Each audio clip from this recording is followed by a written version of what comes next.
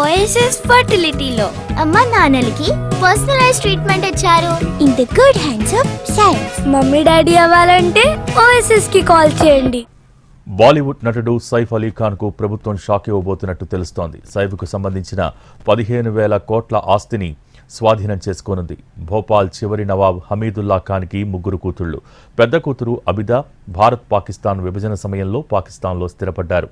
రెండో కూతురు సాజిదా సుల్తానా భారత క్రికెటర్ ఇఫ్తిఖార్ అలీని వివాహం చేసుకున్నారు. వీరి మనవడే సైఫ్ అలీ ఖాన్. ప్రభుత్వానికి ఇచ్చిన స్టే తొలగించడంతో భోపాల్ రాజకుటుంబ ఆస్తులకు మళ్లీ సమస్య వచ్చింది. అయితే ఈ విషయమై 30 రోజుల్లో ట్రిబ్యునల్లో అప్పీల్ చేసుకోవచ్చని సూచించారు. కానీ సైఫ్ అప్పీల్ చేసుకోలేదు. దీంతో సైఫ్ అలీ ఖాన్ 15,000 కోట్ల సొత్తును ప్రభుత్వం స్వాధీనం చేసుకునే అవకాశం ఉంది. ఇటీవల దాడిలో గాయపడ్డ సైఫ్ కోలుకుంటుండగా ఈ వార్త ఆయనకు మరో షాక్ ఇచ్చినట్టయింది.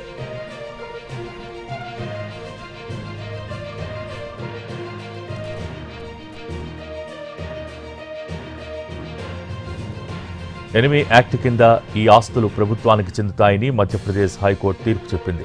గతంలో ఈ ఆస్తుల్ని ఎనిమీ ప్రాపర్టీగా ప్రకటిస్తూ ప్రభుత్వం నోటీసులు జారీ చేసింది. దీనిని ఛాలెంజ్ చేస్తూ సైఫ్ మధ్యప్రదేశ్ హైకోర్టులో పిటిషన్ దాఖలు చేశారు. ఈ పిటిషన్ని గత ఏడాది డిసెంబర్లో హైకోర్టు కొట్టేసింది.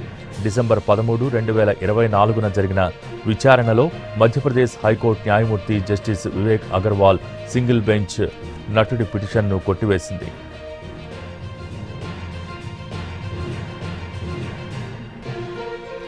ఈ తీర్పుపై అపిలేట్ ట్రిబ్యునల్ ముందు అప్పీల్ దాఖలు చేసుకోవచ్చని హైకోర్టు తన ఉత్తర్వుల్లో ఆదేశించింది.